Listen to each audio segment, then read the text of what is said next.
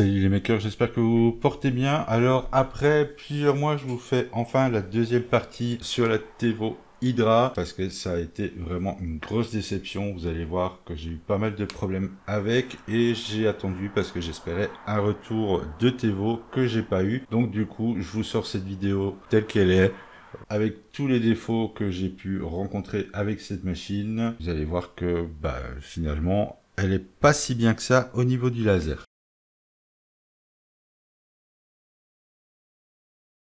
On se retrouve maintenant pour la partie gravure de cette machine et comme vous avez pu le comprendre, c'est pas fameux. Alors on pourrait croire comme ça que ça fonctionne plutôt bien, elle fait son taf, elle grave plutôt pas mal. J'ai pu faire quelques petits trucs avec, mais malheureusement c'est rempli de défauts. Alors est-ce que ça vient de la machine ou est-ce que ça vient du fait que ça soit sur Marlin et non pas GRBL?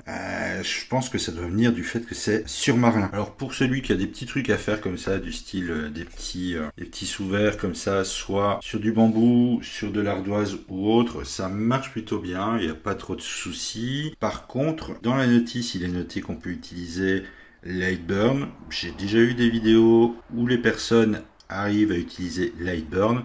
Moi, par contre, j'y suis pas parvenu. J'ai beau lui dire que le point de départ est ici, j'ai suivi toutes les instructions, j'ai regardé pas mal de forums, mais je comprends pas. La tête, une fois qu'on lui donne son travail, bien, au lieu de commencer là où elle se trouve, hop, elle s'en va à l'autre bout. Les proportions sont absolument pas gardées. De toute façon, une fois qu'elle arrive là-bas au bout, évidemment, ça correspond plus du tout à ce qu'on lui demande à la base. J'ai fait les mises à jour de la machine. J'ai essayé de lire, comme on peut faire avec GRBL, de lire les informations de la machine. Alors, effectivement, on peut se connecter grâce à Lightburn ou même Laser GRBL à la machine. On peut lire les informations que contient donc, la carte mère au niveau du firmware, mais on peut rien faire d'autre. Elle est complètement indépendante. On ne peut absolument pas envoyer un travail à partir d'un PC. C'est uniquement via une clé USB. La seule chose que je suis parvenu à la limite à faire, c'est de la faire bouger de gauche à droite.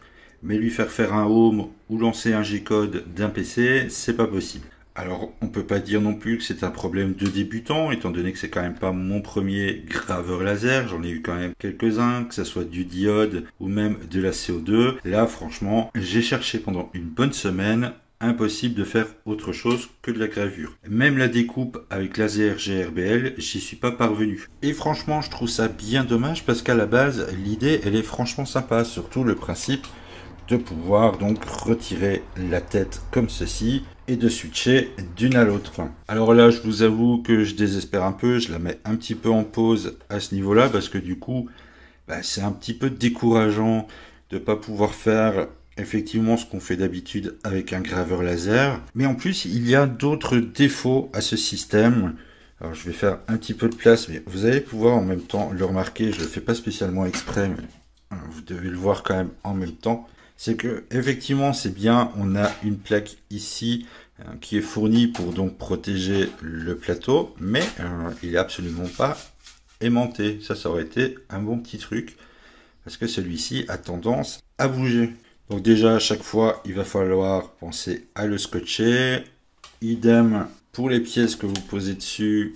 Elles ont tendance à bouger facilement aussi. Ils ont fourni donc les pinces ici qui devraient normalement, je suppose, servir à coincer le plateau ici au bord.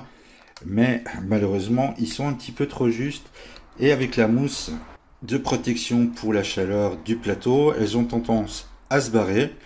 Et en plus, elles sont hyper fragiles. Si vous les ouvrez de trop, eh bien, elle casse. Moi, j'en ai déjà cassé une. Alors, vous l'aurez compris, je suis absolument pas satisfait de la partie gravure de cette machine, malgré les retours que j'ai pu voir sur le net, où certains en sont très contents. Eh bien, je vais rester sur mon idée de départ en me disant que chaque machine a son travail. Une imprimante 3D, c'est fait pour imprimer en 3D, c'est pas fait pour graver. Je me dis du coup que les kits qu'on peut trouver pour d'autres marques, franchement, ça vaut vraiment pas le coup de se lancer. Franchement, si vous avez envie de vous lancer dans la gravure laser, optez plutôt pour un graveur laser uniquement. Si vous voulez, je vous en mets un dans la description qui est pas très cher, c'est autour des 180 €, et vous pourrez faire 10 fois plus de choses chose qu'avec ce principe-là. Alors aussi une chose qui est très bête, mais ils annoncent un 300 par 300. Alors ici, voilà un petit cadre que je voulais me faire qui fait 29 cm. Eh bien, ça marche pas. La tête vient en butée des deux côtés, donc évidemment c'est pas possible. Donc c'est pas vraiment du 300 par 300, 29 non plus, on dira plutôt du 28. Donc voilà, en gros pour une fois j'ai vraiment rien de bon à dire sur ce principe-là, sur cette machine-là, sur le système en lui-même, parce que je pense que ça doit clairement venir de Marlin.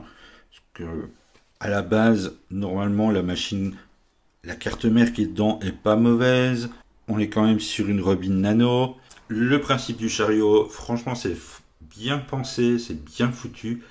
Mais malheureusement, ça comble pas tous les défauts qui restent autour. Et histoire de ne pas arranger les choses, eh bien, sachez que là, en général, j'en dis du bien quand j'en ai besoin. Et là, ça fait presque 3 semaines maintenant que j'ai écrit à Tevo, que ce soit sur leur groupe Facebook ou directement via le site pour leur service technique, et que je n'ai absolument aucune réponse. Du coup, pour conclure, au niveau de l'impression 3D, c'est une excellente machine, du 305 par 400, on est déjà sur un beau volume d'impression, mais alors leur partie laser, c'est une véritable catastrophe. C'est pour moi, pour le moment, en tout cas, totalement inutilisable, en tout cas pour ce qui est de Lightburn et pour ce qui est autre chose que de la gravure. Elle est aussi extrêmement lente et au niveau du laser c'est extrêmement bruyant comparé à sa partie imprimante 3D. Ce qui est dommage parce qu'il y avait un petit truc qui m'avait bien plu au départ, c'est qu'au niveau du laser, celui-ci n'est qu'un 2,5 watts, mais c'est uniquement 3-4 vis à retirer. Il y a un petit PCB, alors je sais pas si on va l'apercevoir, en fait il est câblé comme un laser classique et il aurait pu très bien être remplacé par un 15 watts trouvé sur Ali à 50-60 euros. Sachez que Tevo vend un kit complet comme celui-ci avec une tête en 5 watts et qu'elle tourne aux alentours des 130 euros. Il y avait moyen de faire quelque chose, il était vraiment facile de le remplacer pour pas très cher, j'étais prêt à regarder pour ça. Mais finalement, ça va servir d'imprimante 3D et je crois que je vais repartir sur l'idée de me refaire un graveur laser d'une très très grande taille, du fait maison, avec par exemple une carte MKS dedans qui va lui supporter GRBL et où là je sais qu'il n'y aura absolument aucun souci au niveau du paramétrage et de son utilisation. Donc voilà, très déçu de la partie laser de cette machine, satisfait de sa partie impression 3D, mais bon, voilà. Je vais en rester là pour la partie laser de cette machine et pour conclure sur cette machine en général. Si vous avez déjà eu affaire à ce genre de combi, n'hésitez pas à le dire dans les commentaires. Si éventuellement vous êtes un habitué de la gravure laser avec Marlin et que vous auriez éventuellement des pistes qui pourraient m'aider à la faire fonctionner mieux que ça, histoire peut-être de redonner un petit coup de positif sur cette partie, n'hésitez pas à me le dire dans les commentaires. Là-dessus, je vous dis à bientôt dans une prochaine vidéo.